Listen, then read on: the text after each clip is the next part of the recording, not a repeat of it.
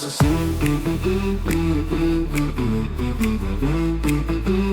RMLL Enterprises.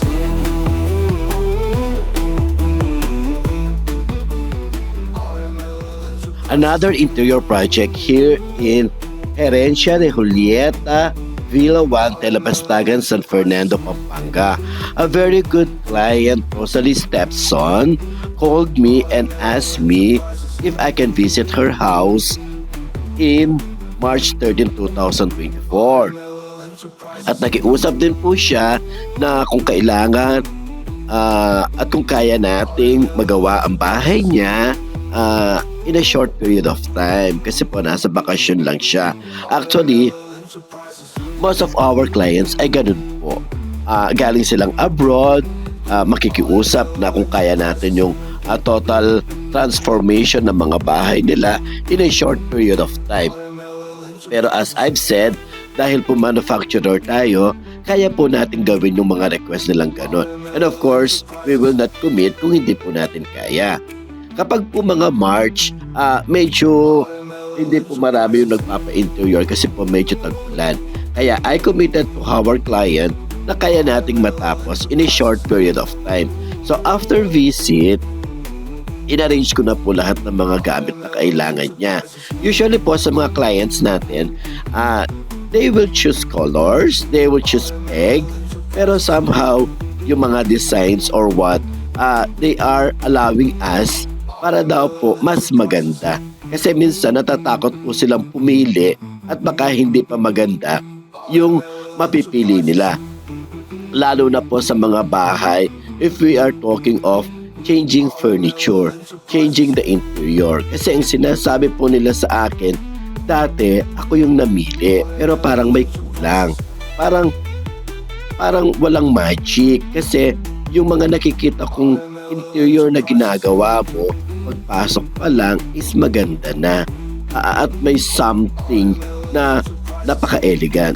So, yung mga clients po natin ay hindi lang po ngayon tumingin sa Facebook natin. Ngayon na po sila magpapagawa.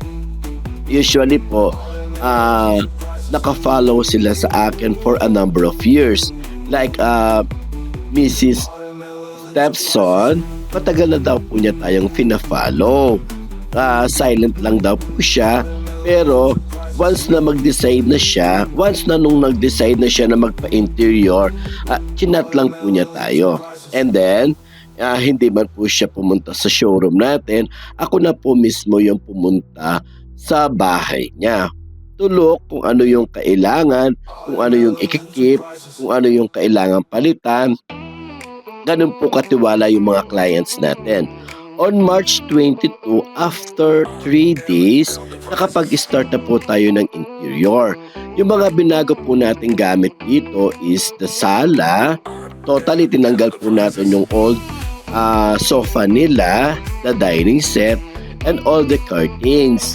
Curtains in the living room, in the dining area, in the kitchen, at sa tatlong rooms sa second floor.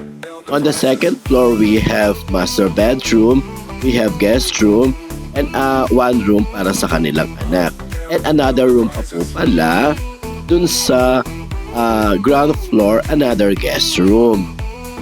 After 3 days, nakapag-deliver tayo dahil nakiusap yung client natin na she is planning to invite yung mga kabatchmate niya at yung mga relatives niya. Pero most of the time daw po, kapag umuwi siya ng Pinas, kapag nag-hold siya ng party, wala siyang naririnig sa mga relatives and classmates niya na maganda yung bahay. If we're talking of Herencia de Julieta Villa, ang bahay po ay pare-parehas. Magaganda po sila, maluwang yung road, malalaki yung bahay. So it's a matter of interior. Yun po yung minsan na nakatatakot na maganda yung bahay sa labas at pagpasok medyo sabla yung interior. Mas okay pa po na medyo hindi maganda sa labas pero pagpasok mo mapapawaw ka. Pero kapag maganda ang bahay sa labas, make it sure na mas maganda yung makikita nila sa interior. Kasi people are expecting. Kapag maganda yung bahay sa labas, more nag expect sila na mas maganda yung bahay sa loob. So ang ginawa po natin sa dining niya, we put standard size six-seater in top class para po hindi siya mukhang kukuha ng maraming space.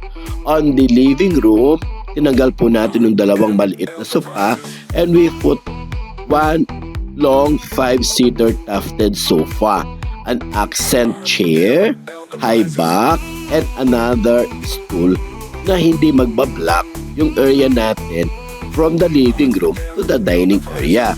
As I am always saying, kapag po sa mga ganitong bahay, nagtutulungan yung living room and dining area na mapalaki yung mga areas nila. Like, kung may mga bisita tayo sitting in the living room, hatak yung dining to be part of the living room. Kapag naman po we're using the dining room, kapag hindi kasya sa table, pupunta sa sala, which is nagiging part din siya ng dining area. Ang saya-saya po ng clients natin kasi isang bagsakan lang natapos lahat ng interior. After 3 days natapos, and after our interior, nakapag-hold na po siya ng party. And she is very, very happy to call me na lahat is good compliments from her relatives and from her classmates. Thank you so much. Thank you so much, Madam Stepson.